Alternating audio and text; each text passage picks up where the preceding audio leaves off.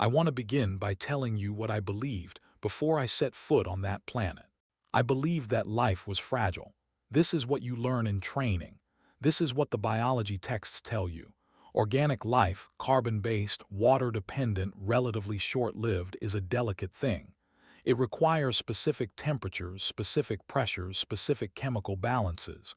Disturb any one of these things sufficiently and life ends. This is not cruelty. It is simply physics. I believed that intelligence specifically was fragile. The brain, any brain in any species, is the most vulnerable organ in the body. It requires constant oxygen, constant temperature regulation, protection from impact, from pressure change, from chemical disruption. You threaten the brain and the intelligence ends. This too is simply physics. I believe these things absolutely, without question, because in 22 years of service I had never encountered evidence to the contrary. Then I went to Earth. They briefed us for 6 hours before the drop. The mission parameters were simple. We were to deploy to a temperate region on the planet's largest northern landmass. The humans called it Europe, and establish a visible military presence sufficient to demonstrate Accord capability. We were not to engage unless fired upon. We were expected to be fired upon. We were expected to respond with overwhelming and decisive force. The human military in this region would collapse within 48 standard hours. Civilian government would follow within a week. These were the projections from command. Commander Vesh walked us through the human military data. Their weapons were primitive by Accord standards: chemically propelled metal projectiles, explosive-tipped missiles, energy discharge devices that our armor would resist without difficulty. Their soldiers were unaugmented, no cybernetic enhancement, no chemical performance modification, no genetic optimization for combat. They were, essentially, biological creatures wearing metal plates and pointing tubes at each other.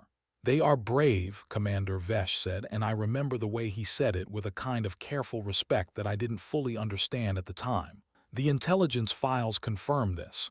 Do not mistake bravery for capability. They will fight. They will not win. Be efficient, be clean, end it quickly. I asked my bunkmate, Kethoral, why the commander had emphasized bravery specifically. Of all the qualities to warn us about, bravery seemed the least tactically relevant. Kethoral shrugged 3 of her 4 shoulders, her characteristic gesture of mild uncertainty. Brave opponents take longer to break. That's all. I think about that conversation often. I think about how completely, catastrophically wrong we both were. The drop went smoothly. Our landing zone was a wide plain. The humans had a name for it that our translation systems rendered as something like the Great Flat Field, which was accurate if unpoetic. We came down in formation, 12 units, 40 soldiers each, dispersed across a 5-kilometer radius. The idea was visibility. We wanted them to see us, all of us. We wanted the scale of our presence to be undeniable. They saw us. The first humans I saw in person were civilians, farmers, I think, based on the equipment near their structures. 3 of them. They had stopped whatever they were doing and were standing at the edge of their field, watching us descend. I was close enough to see their faces through my visor's magnification. I had studied human facial expressions. Fear on a human face is distinct. The eyes widen, the mouth opens slightly, the color drains from the skin. I expected to see fear. One of them was afraid. The youngest one barely an adult by their standards, still carrying the soft features of adolescence. He was shaking. The other 2 were not afraid. One of them, an older female, gray-haired, wearing working clothes stained with the planet's soil, had her arms crossed and was watching us with an expression I did not have a category for. It was not fear. It was not awe. It was not even anger exactly. It was something I later learned to recognize as the particular expression humans make when something deeply inconvenient has happened, and they are already calculating what to do about it. She watched us land. She turned to the young one and said something. My audio pickup caught it, and the translation came back a moment later. She said, "Go tell your father, and bring the good rifle." I filed this observation in my personal log and moved on. I did not yet understand what I had just seen. Entry 3, Day 1, Hour 6, First engagement. Their military arrived faster than command had projected. Not their professional soldiers, not at first. First came what I later learned were called reservists, civilians who had been trained for exactly this kind of situation and kept their equipment at home. They arrived in their own vehicles wearing mismatched gear, carrying weapons that ranged from military grade to, and I am not exaggerating when I say this, things they appeared to have built themselves in the past several hours. There were approximately 300 of them, facing 40 of us. Our orders were clear. If fired upon, respond. We were fired upon almost immediately. A single shot from a high-velocity projectile weapon, the human equivalent of a precision marksman's tool. It struck my colleague Petharn directly in the chest plate. The armor held without difficulty. Petharn was not even staggered. What followed was brief, clinical, exactly what our projections had said it would be. Our energy weapons dispersed the human formation with minimal casualties. We were under orders to use stun setting where possible, lethal force only when necessary. In 7 minutes, it was over. The humans who could still move retreated. Those who couldn't were left where they fell, either unconscious from our weapons' neural disruption or injured by the engagement's secondary effects. It was a clean victory. And then something happened that was not in any of our briefings. One of the humans who had been hit directly by a stun field, which, in any other species we had encountered, produced unconsciousness within 4 seconds and lasted a minimum of 2 standard hours, sat up. He had been unconscious for 11 minutes. He sat up, looked around, looked directly at me and picked up his weapon. I hit him again, full power direct hit. He went down. I stood there for a moment, uncertain. Then I turned to continue the sweep. Behind me, I heard a sound. I turned back. He was sitting up again. Entry 4, Day 2. Field report submitted to Commander Vesh. Reporting observations from Day 1 engagement that do not conform to standard biological parameters. Incident 1. Human designate Subject A recovered from full-power stun field exposure in approximately 11 minutes.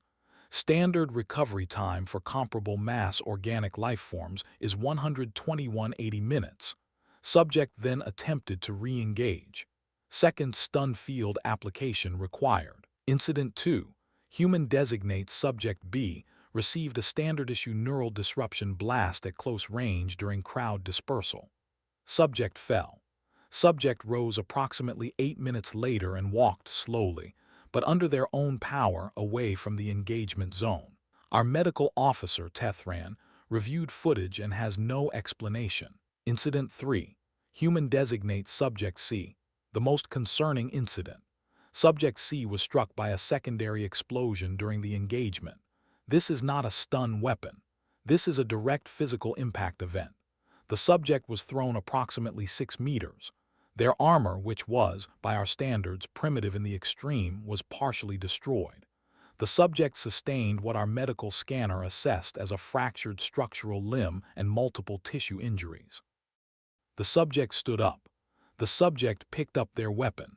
The subject continued to fire at our position for an additional 4 minutes before retreating under their own power. I am requesting medical consultation and an urgent review of the biological assessment data provided in our pre-mission briefing. I believe there may be significant gaps in our understanding of this species' physiological resilience. Commander Vesh's response came within the hour. Noted. Continue mission. Humans are known to have elevated pain tolerance. This is not unexpected. I read the response 3 times. Pain tolerance. As if that explained it. As if any amount of pain tolerance explained standing up with a broken limb and continuing to fight. Entry 5, Day 4. The professional soldiers arrive. The first 3 days were the reservists. The farmers and teachers and tradespeople who had been trained to fight and had, as ordered, come to fight. We had dispersed them repeatedly. They had returned repeatedly. Our stun weapons had knocked them down. They had gotten back up with a consistency that our medical officer now described as physiologically improbable in the careful, quiet tone of someone who was beginning to be genuinely frightened. On Day 4, the professional soldiers arrived. I want to be precise about what changed. The reservists had been brave. The professional soldiers were something else, something I do not have a precise word for in my own language. The closest translation is probably purposeful. Every movement calculated, every position chosen for maximum effect. They did not waste shots. They did not expose themselves unnecessarily. They communicated in short, efficient signals and moved with a coordination that suggested they had trained together for years. They also hit harder. Not their weapons were the same crude chemical propulsion systems the reservists had used, but they had studied us. In 3 days, somehow, they had gathered data on our positions, our patrol patterns, our response times. They hit us from 3 directions simultaneously. They targeted our communication relays first. They used the terrain in ways that suggested they had mapped our sensor dead zones. We repelled them. Of course we repelled them. Their weapons still barely scratched our armor. But it took 4 hours instead of 20 minutes, and when it was over, Kethoril found me sitting against a wall, staring at nothing. "What is it?" she asked. I tried to explain what was bothering me. It took me a while to find the words. "In 3 days," I said, "they learned how to fight us more effectively. In 3 days. We've been in this conflict for 3 days and they've already adapted their tactics to our capabilities." "Keth, what happens in 3 months?" Silence on the recording. The sound of wind against a building. Something distant and heavy falling. Entry 6, Day 7. The incident with Soldier 4471. I need to document this precisely because I know how it will sound. On Day 7, our unit engaged a human squad in a narrow corridor between 2 large buildings in a settlement the humans called a town. The engagement was close quarters. Our energy weapons were less effective at short range in enclosed spaces due to reflection scatter, so we had switched to concussive weaponry. The humans had no such limitations. This was, in retrospect, an error of our own making. During the engagement, I was positioned at the rear of our formation when I heard a sound to my left, a sharp, truncated vocalization, followed by the unmistakable thud of a body falling. I turned to find that Soldier 4471, a young member of our unit, barely out of training, had taken a direct hit from a human projectile weapon. The round had found the gap between her chest plate and her shoulder joint. 4471 was down. Non-fatal wound, she would survive, but she was out of the fight. She had dropped her weapon. The human who had shot her was 3 meters away. I could see him through my visor. He was reloading. He was injured too. There was blood on his left arm, the dark red color of human circulatory fluid, and he was favoring that side. He should have retreated. His left arm appeared to be nearly non-functional. He did not retreat. He finished reloading. He raised his weapon with his good arm, pressing the stock against his body where the bad arm couldn't support it. He was doing something I had only ever read about, a one-arm firing technique developed by human soldiers who had lost limb function in the field. There was an entire training manual on it. Humans had developed it because, and this is the part that should have told me everything, the part I hadn't fully processed until that moment. Human soldiers in previous conflicts had needed it. They had needed a one-arm shooting technique, because they had kept fighting after losing the use of an arm often enough that someone had written a manual about it. I shot him full stun. He went down. I helped 4471 to her feet. We moved forward. 40 seconds later, I heard footsteps behind me. I turned around. He was upright. His bad arm was hanging useless at his side. He had recovered his weapon with his good hand, and he was pointing it at me. I stood there for, I cannot tell you exactly how long. Long enough for it to be a problem. Long enough that 4471 had to push me aside and deal with him herself. I was frozen, not from fear, from something I had never felt before, something I did not have a name for yet. Entry 7, Day 10. Conversation with the medical officer. Tethran, our medical officer, was the first person in our unit to start asking the right questions. She had been running numbers since day 1, compiling data from every engagement, every medical report, every incident like the ones I had filed. She called me to her station on day 10 and showed me a display. Human pain response, she said, pointing to the first graph. Look at this. The signal path from injury site to the brain, it's normal, standard for a carbon-based life form, comparable to half a dozen species we've documented. The signal gets there. The brain receives it. This is not a species that doesn't feel pain. Then how? I'm not finished. She moved to the second display. This is the cognitive response to the pain signal. This is where it gets strange. In most species, including ours, significant pain produces an automatic behavioral response. Withdrawal, cessation of the activity causing the pain. It's hardwired. You can't think your way past it because the decision happens before conscious thought can intervene. Humans seem to be able to override it, I said. Not just override it, Tethran said. She was quiet for a moment, scrolling through data. I've been looking at historical human medical records, the ones we captured from their data networks. Grath. They have an entire medical specialty dedicated to the study of psychological responses to injury. They have, she paused, as if she still couldn't quite believe what she was reading. NG. They have documented cases, hundreds of cases, of humans receiving what should be physiologically incapacitating injuries, compound fractures, tissue trauma, blood loss exceeding 30% volume and continuing to function, sometimes for hours. Why? They call it different things in different contexts: adrenaline, combat stress response. They also call it, she found the translation, fighting for something worth fighting for, as if the reason matters to the body as much as the damage. I stared at the display for a long time.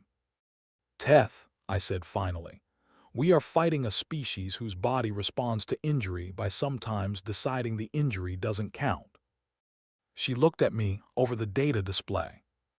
Yes, she said, that is exactly what I'm telling you. Entry 8, Day 14, what I saw in the ruins. On Day 14, our unit was tasked with clearing a section of town that had been particularly difficult, a cluster of old stone buildings the humans used for civilian purposes that had been converted into a defensive position. We went through in standard formation, room by room, floor by floor. In the third building, in a room that had once, based on the artifacts on the walls and the small furniture, been used to educate children, we found a human soldier. He was alive. He should not have been. He was in the corner of the room. He had been there for some time based on the evidence around him. He had been hit. The medical scanner I ran from across the room confirmed 2 significant projectile impacts and a trauma event consistent with an explosion nearby. His own people's weapons, I realized, from a strike that had gone wrong, friendly fire. He had been there alone for at least 2 days. He was alive, and when we entered the room, he raised his weapon. He had no ammunition. The weapon was empty. My scanner confirmed this. But he held it up and he pointed it at us, and he did not lower it and he did not surrender. We could see his face. I want to be very precise about what I saw on his face, because I have thought about it every day since. He was in pain, the kind of pain that my own medical training told me should have been overwhelming. He was exhausted in a way that went past physical into something I didn't have a word for. He was aware, with complete clarity, that we could end him in an instant, and that his empty weapon was not a real threat. And he held it up anyway, not because he thought he could win. He knew he couldn't win.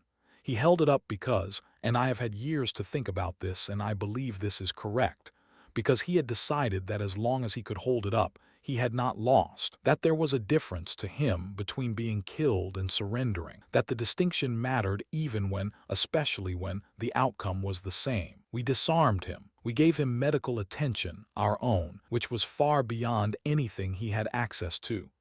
We treated him as a prisoner according to Accord regulations. When the medical treatment was complete and he was conscious and stable, I sat across from him. I tried to think of something to say. My translation unit was working. We could communicate roughly. I said, "Why did you not surrender?" He looked at me for a long time. Then he said something that the translation unit rendered as, "Because this is my home." Entry 9, Day 20. My report to command, the one they didn't like. By day 20, I had been filing anomalous incident reports every day. By day 20, I had documented 63 separate instances of human soldiers demonstrating physiological and psychological resilience that exceeded our pre-mission assessments.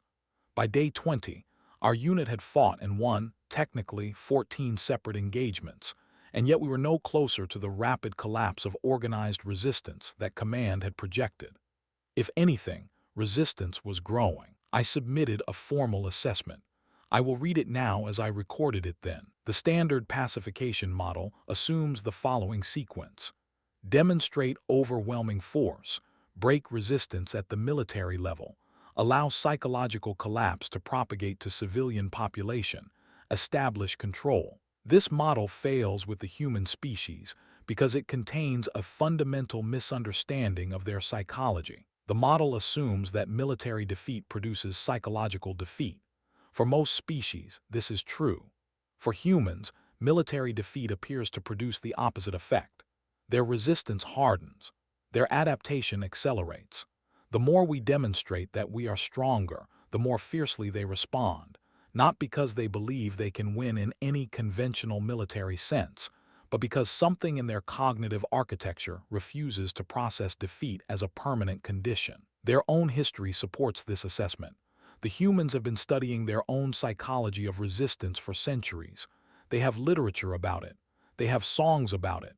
They have an entire tradition of celebrating those who fought impossible odds not because they won, but because they fought.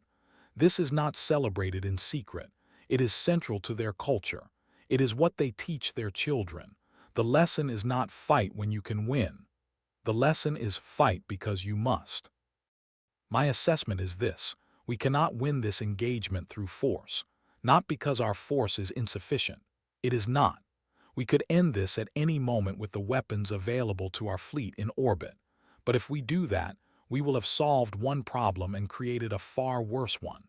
We will have demonstrated to the rest of this species, the billions not currently in this conflict zone, exactly what we are willing to do. And this species, unlike any other I am aware of, will respond to that demonstration not with fear but with fury. I have been on this planet for 20 days. I have watched humans get up after things that should have ended them. I have watched them adapt in real time. I have watched an empty weapon held up in a ruined school by a dying soldier, and I have understood something that I do not know how to quantify. There is no version of this engagement that ends with humanity broken. They do not break. I do not believe they can. I believe this is the most important thing anyone in the Accord has ever needed to understand, and I am a junior field soldier in a secondary deployment zone, and I am terrified that no one with authority is going to listen to me. Entry 10, Day 31, the Night Patrol. I want to tell you about a night patrol. Day 31, 3 in the morning by local time, deep night, the kind that is genuinely dark away from the settlement's lights. My unit was doing a perimeter sweep. Standard procedure. We had gotten used to it, the rhythm of it, the way the nights were mostly quiet, the occasional distant sound of human civilian life continuing in the parts of the town we didn't occupy. We found a human child. She was perhaps 8 years old in human terms. She was alone. She had gotten separated from whatever group she had been moving with, refugees, we later understood, trying to relocate out of the conflict zone. She was hiding in a drainage structure, which is to say a concrete tunnel just wide enough for a small person to fit in. One of our soldiers, Methran, found her when his scanner registered a heat signature. He called it in. We all came to look. She was looking back at us. Her eyes were very large. She was, objectively, one of the most frightened creatures I had ever seen. She was shaking the way small creatures shake when they are in the presence of something that could end them without effort. And then I watched this happen, and I am still not entirely sure I processed it correctly in real time. She stopped shaking. Not because she stopped being afraid. The fear was still there, I could read it clearly. But something shifted in her face. She set her jaw. She pulled her knees up to her chest and wrapped her arms around them, and she looked directly at us, all of us, 8 armed soldiers in full combat gear, and she did not look away. A child, 8 years old, alone in a drainage pipe in the middle of the night, surrounded by the soldiers of an invading alien military force. She lifted her chin, and she looked at us like she was daring us to do something. Kethoral, standing next to me, made a sound, a soft sound, something I had not heard her make before. "Grath," she said quietly. "I know," I said. "She's a child." "I know." "She's looking at us like her mother," I said. "Like the farmer's wife on day one, like every single human we have encountered. Keth, they all look at us like that, all of them. The soldiers and the civilians and the old ones and the young ones and now the children. They're afraid and they look at us anyway." We got the child out of the pipe. We made sure she was unharmed. We gave her food from our own rations and water, and we pointed her toward the civilian evacuation corridor, and we let her go. She walked away without running. She walked. She kept her back straight. Entry 11, Day 47, the night before withdrawal. The withdrawal order came from command on Day 45. Not retreat, they were very careful about the language. Tactical repositioning. Consolidation of forces pending revised strategic assessment. Whatever they called it, we were leaving. I learned later that the full Accord Council had convened an emergency session. I learned later that a report very similar to mine, submitted by officers far more senior than me, in far more important positions, had finally reached the people who could act on it. I learned later that Zorathkin's original assessment, the one he had filed after first contact, had been pulled out of archival classification and read aloud in the council chamber.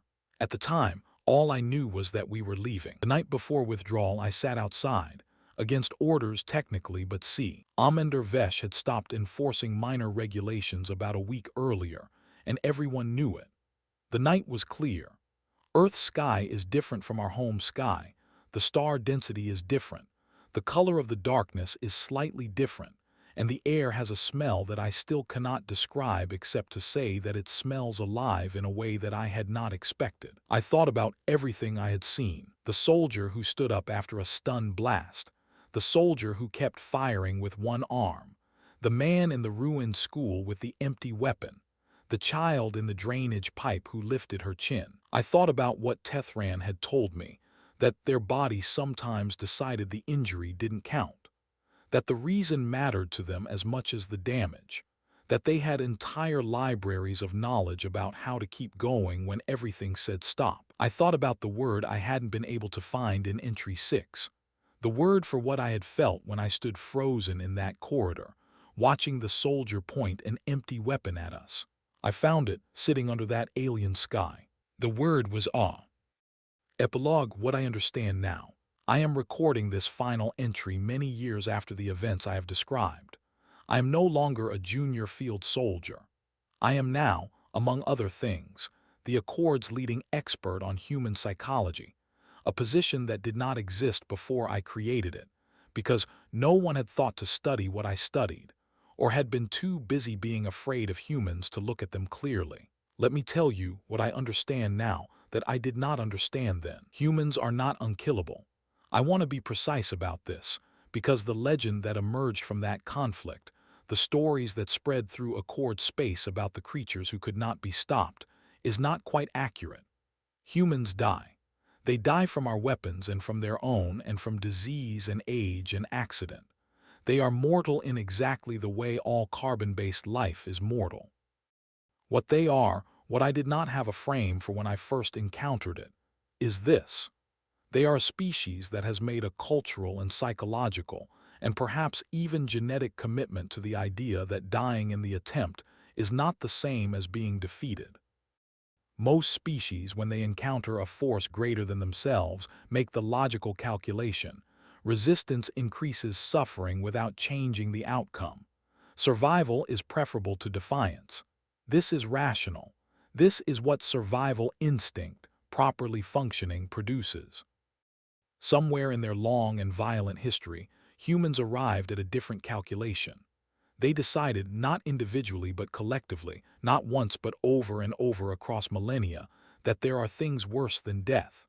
That to be made small, to accept a diminishment of self, to look at something unjust and decide it cannot be fought. This is a kind of dying too. A worse kind. The kind you survive but do not recover from. So they fight.